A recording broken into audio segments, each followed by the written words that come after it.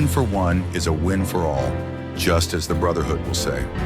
On the other hand, a win for Morocco is rightly a win for all African nations, who have been seeking to impose the same law and restrictions the West has been imposing in all African nations.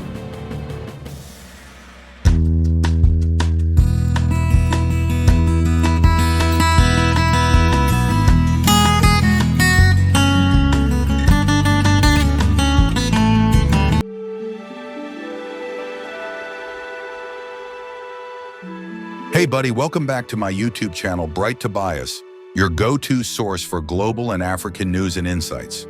Today we're diving into a major story coming out of North Africa that's sparking conversations across the continent and beyond.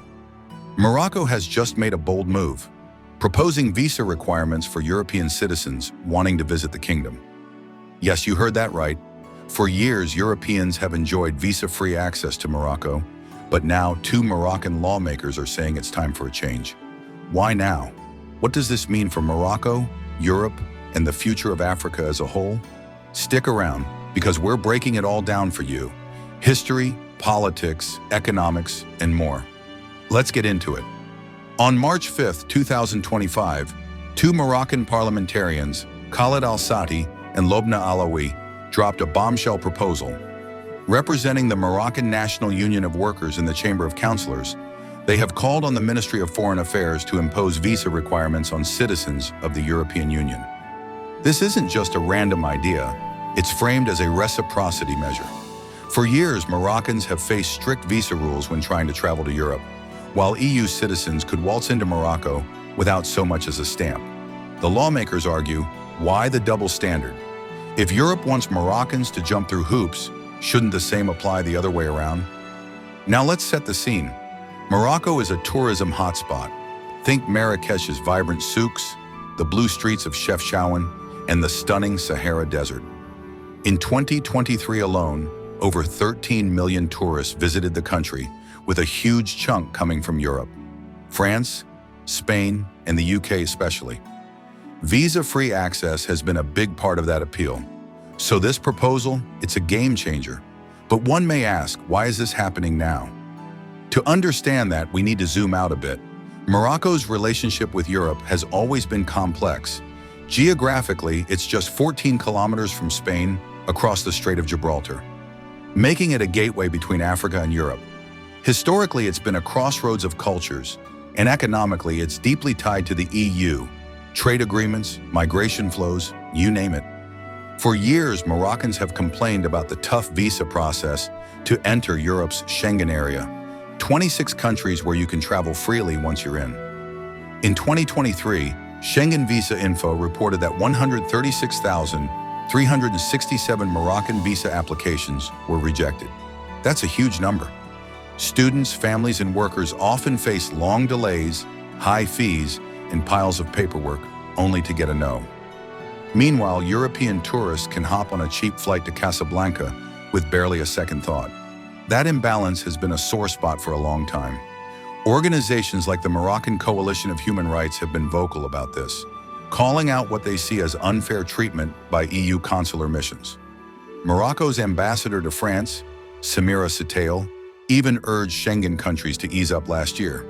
But with little progress, it seems some in Morocco are done waiting for Europe to play fair. So, what exactly are Al-Sati and Alawi asking for? It's pretty straightforward. They want EU citizens to need a visa to enter Morocco, just like Moroccans need one for Europe. Details are still being worked out. Will it be a simple tourist visa, an online application like the UK's ETA? We don't know yet, but the message is clear.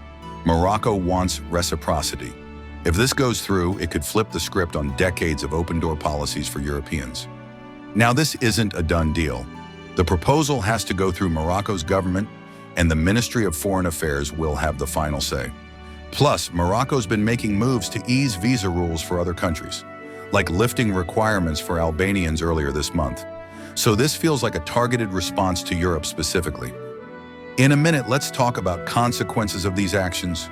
What impact will such policy make in Morocco, or even Africa as a whole? Negative or positive? Let's just hit the ground running, just as Nigerian president would say. If this becomes law, what happens next? First off, tourism. Europeans might think twice about visiting if they have to apply for a visa, especially if it's costly or complicated. That could hit Morocco's economy, which relies heavily on those tourist dollars. On the flip side, it might force Europe to rethink its own policies. Could this push EU countries to loosen visa rules for Moroccans to keep the flow of travelers going both ways? Then there's trade and diplomacy. The EU is Morocco's biggest trading partner. Think phosphates, agriculture, textiles. A visa spat could strain those ties, but it could also strengthen Morocco's hand, showing it's not afraid to stand up for itself. And let's not forget migration. Morocco's a key player in managing migrant flows into Europe. If relations sour, that cooperation could take a hit. Now here's where it gets really interesting.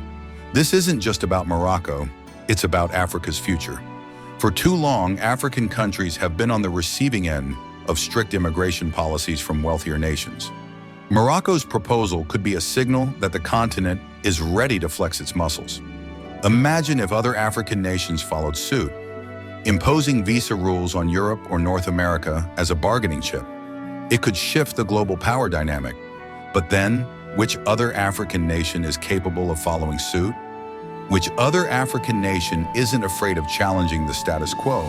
Whether right or wrong, is there really any other African nation capable of imposing visa requirements to Europeans without a second thought?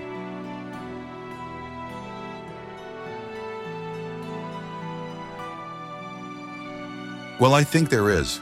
Burkina Faso, of course. Let's travel over 1,000 miles west to Burkina Faso, a landlocked nation of 22 million people. Here, Captain IBRAHIM TRAORE emerged as a force of change in September 2022. At just 34 years old, he led a military coup that ousted Lieutenant Colonel Paul-Henri Sandaogo Damiba, who himself had seized power earlier that year. Why the second coup?